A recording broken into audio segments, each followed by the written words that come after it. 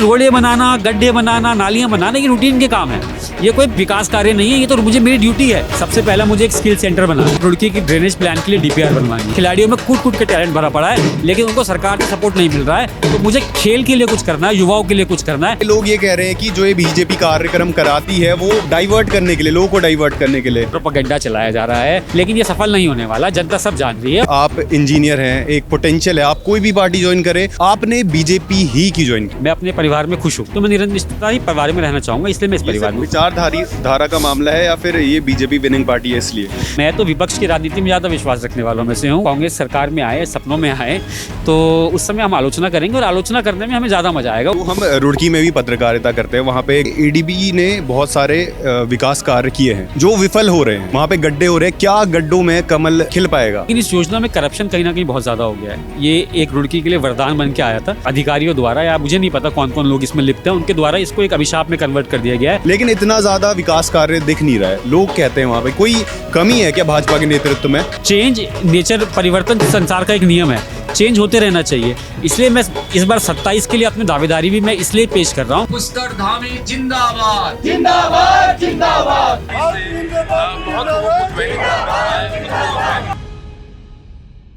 दोस्तों, ये भाजपा कार्यालय है और यहाँ पे आज रुड़की से चिरव जैन जी के नेतृत्व में बहुत सारे लोगों ने भाजपा ज्वाइन की है। चिरव जैन जी, आपका स्वागत है न्यूज़ वाला नेटवर्क में। पहला सवाल ये कि इतने लोग बीजेपी क्यों ज्वाइन कर रहे हैं, कितने लोगों ने ज्वाइन किया? और देखिए, जो बीजेपी की विचारधारा है या फिर जो विकास की गति देश के प्रधानमंत्री जी दे रहे हैं या हमारे मुख्यमंत्री जी दे रहे हैं, सब लोग उससे प्रभावित हैं।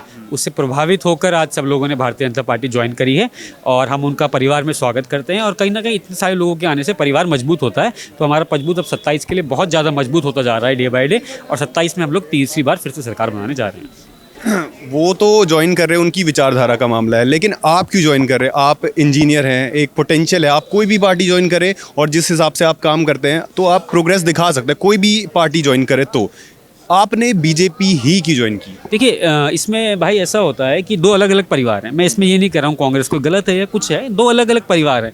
हम लोगों ने शुरू से भारतीय जनता परिवार में रहे हैं, हम लोग दादाजी विधायक रहे हैं, तो मैं अपना परिवार छोड़ के एक नया परिवार तलाशने क्यों जाऊँ? मैं अपने परिवार में खुश हूँ, या तो मुझे परिवार में कोई दिक्कत हो रही होती, मैं अपने परिवार में खुश हूँ, परिवार में जो कार्य हो रहे हैं उनसे खुश हूँ, तो मैं निरंतरता ही परिवार में रहना चाहूँगा, इसलिए मैं इस परिवार में। विचारधारा का मामला है या फिर ये बीजेपी विनिंग पार्टी है इसलिए?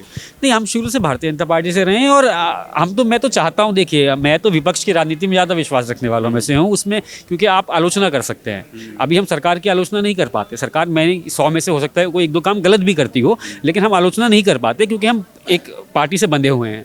अगर कभी पार्टी सरकार में नहीं रहेगी, कांग्रेस सरकार में आए, सपनों में आए, तो उस समय हम आलोचना करेंगे और आलोचना करने में हमें ज़्यादा मजा आएगा। उस टाइप की राजनीति करने से हम ज़्यादा खुश रहेंगे। तो हम रुड़की में भी पत्रकारिता करते हैं, वहाँ पे गणेशपुर नाम की जगह है, वहाँ पे एडीबी ने बहुत सारे विकास कार्य किए हैं जो विफल हो रहे हैं।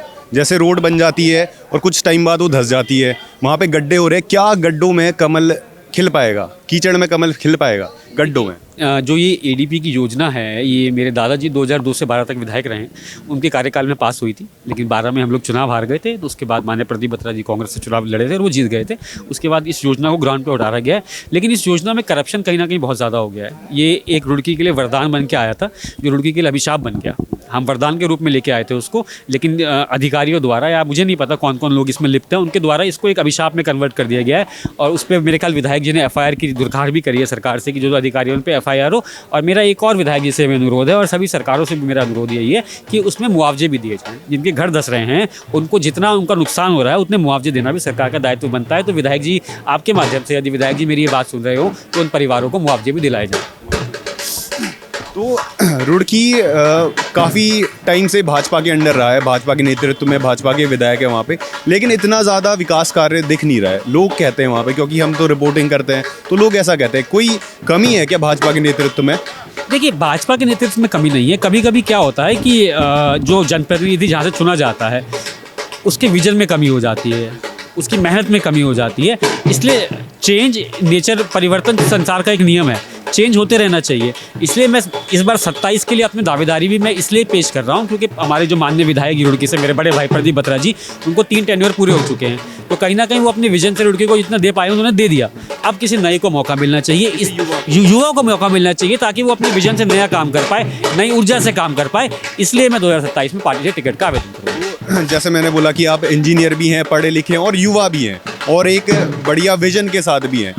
क्या लगता है आपको अगर टिकट मिला और आप अगर जीत गए तो उसके बाद क्या बदलाव मिलेगा, क्या नया नेतृत्व मिलेगा, क्या बदलाव देखने को मिलेगा रुड़की को? देखिए, मेरी उसमें जो मैंने अपने बनाया है, पेन डाउन किए हैं, वो 3 पॉइंट्स हैं मेरे।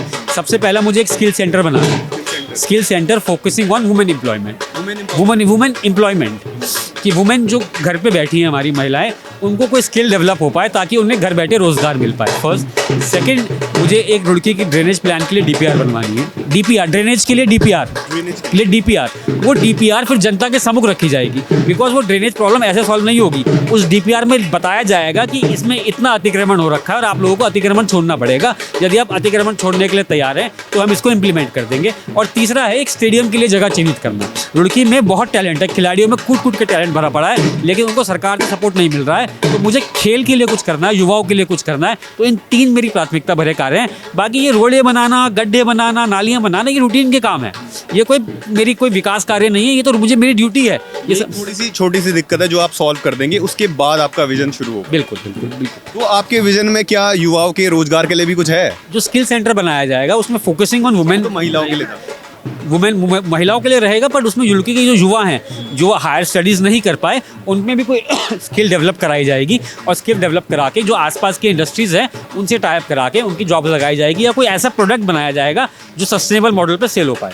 तो अभी देखिए कि हर जिला में भाजपा बहुत ज़्यादा मजबूत हो रही है और आपने आज आपके नेतृत्व में इतने लोगों ने ज्वाइन किया तो आज रुड़की में भी मजबूत हो गई है। क्या लगता है 27 में दोबारा भाजपा आएगी? बिल्कुल, 27 में हमारी भाजपा जनता पार्टी की तीसरी बार उत्तराखंड में सरकार बनने जा रही है और इस बार पहले से भी ज़्यादा हमारा प्रचंड बहुमत आएगा और रुड़की में फिर से कमल खिलने जा रहा है। और एक आखिरी सवाल कि यहाँ पे एक परेड ग्राउंड में एक अंकिता हत्याकांड को लेकर, प्रकरण को लेकर आंदोलन हो रहा है और वहाँ पे लोग ये कह रहे हैं कि जो ये बीजेपी कार्यक्रम कराती है वो मेन खबर पे मतलब डाइवर्ट करने के लिए, लोगों को डाइवर्ट करने के लिए कराती है। नहीं, मेरा मानना इसमें थोड़ा सा अलग है। जो लोग वहाँ धरना दे रहे हैं मेरे ख्याल से वो पॉलिटिसाइज़ कर रहे हैं, जो बहन अंकिता भंडारी का ये इतना बड़ा प्रकरण है इसको पॉलिटिसाइज़ कर रहे हैं, जबकि ये बिल्कुल गलत है।